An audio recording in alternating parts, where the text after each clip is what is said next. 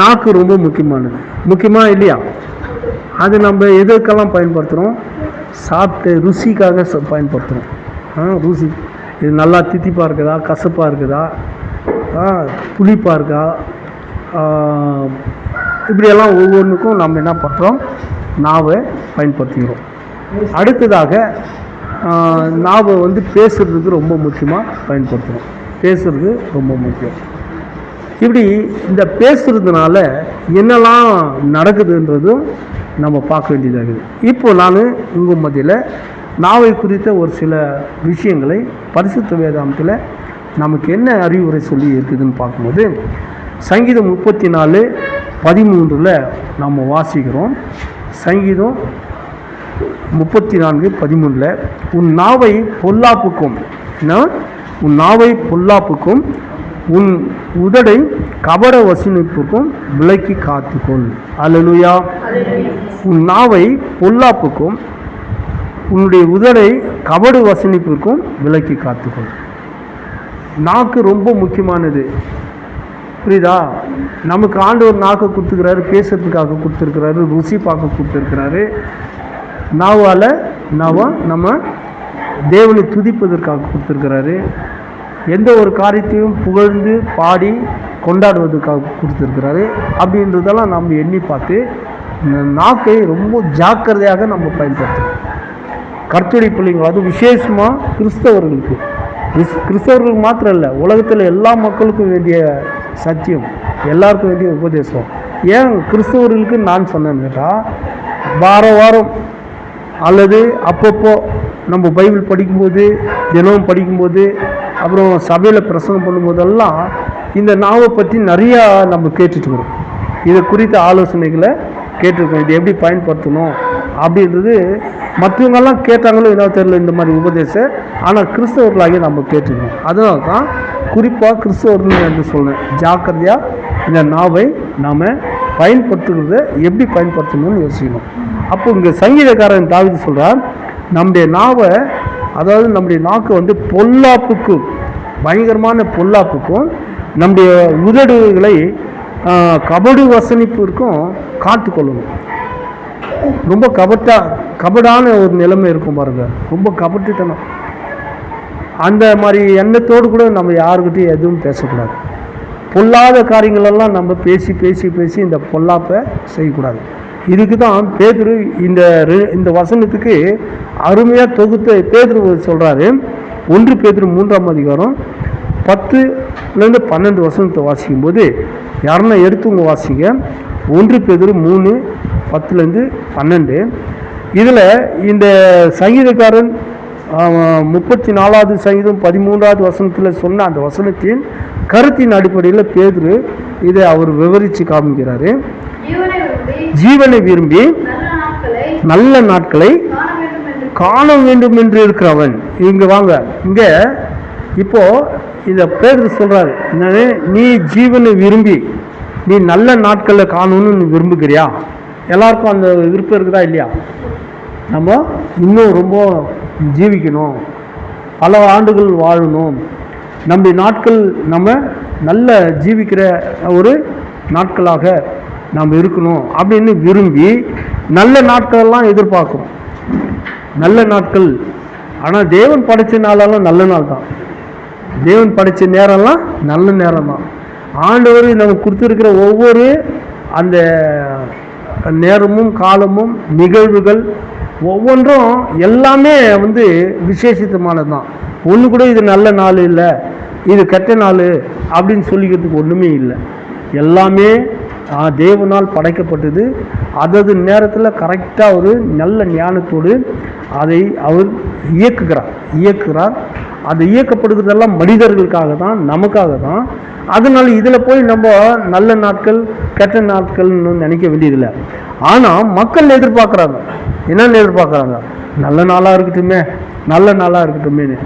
அப்படி நம்ம நல்ல நாளை விரும்புகிறவர்களாக இருந்தால், வசனம் ஒரு ஆலோசனை நமக்கு சொல்லுது, அப்படிப்பட்ட நல்ல நாளை நம்ம விரும்புகிறவர்களாக இருந்தால் நம்ம என்ன பண்ணணும்? பொல்லாப்புக்கு தன் நாவை கபடத்துக்கு தன் உதடுகளையும் விலக்கி காத்துக்கொள்ள வேண்டும் என்று சொல்லுவோம். இதே வசனம் தான் இதில் கொஞ்சம் என்ன சொல்கிறார் பேதுரு, இல்லை கொஞ்சம் சொல்கிறார். ஆனால் இதே 12வது வசனத்தில் கூட பாரு, 12வது சங்கீதம் 34:12 அது சொல்லிட்டு தான் அங்கே சங்கீதக்காரன் என்ன சொல்லு, உன் நாவை பொல்லாப்புக்கு அப்படின்றாரு. சங்கீதம் 34:12 வாசிங்க.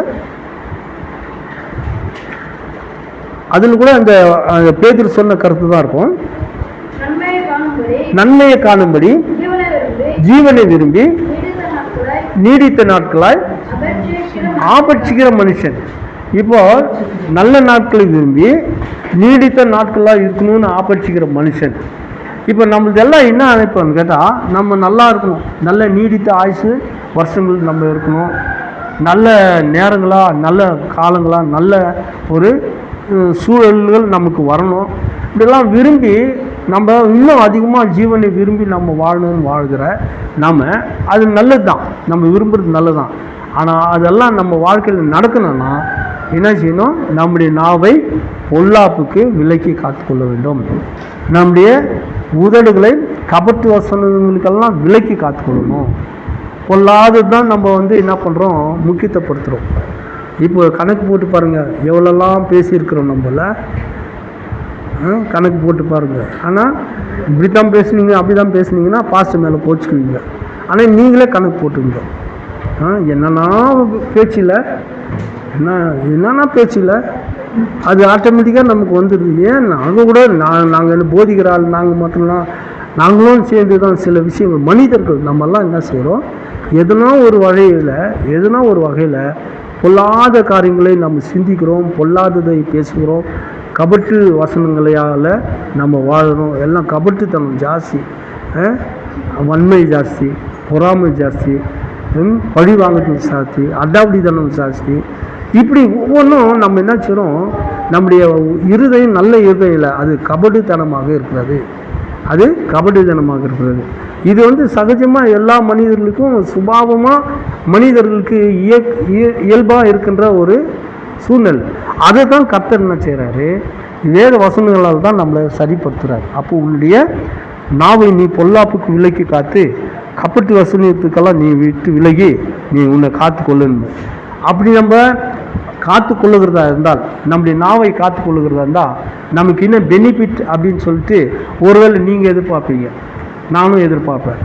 நம்ம பொல்லாப்புக்கு நம்முடைய நாக்கை விலக்கி காத்து கபடு வசனத்தெல்லாம் பேசாமல் இதை நம்ம ஜாக்கிரதையாக நல்ல நாளை விரும்பி நீடித்த ஆயுசு வருஷங்களை எதிர்பார்த்து அதை ஆப்படிச்சுக்கிற மனுஷர்களாக நம்ம இருக்கோம்னா இதனால நமக்கு என்ன பலன்கள் எல்லாம் கிடைக்குது என்று சொன்னால், நீதிமொழிகள் 13ஆம் அதிகாரம் 3வது வசனம் பாருங்கள். அதுவும் 2வது நீதிமொழிகள் 21-23 எடுத்து வச்சுங்க. 1 நீதிமொழிகள் 13:3, 2வது நீதிமொழிகள் 21-23 வைங்க.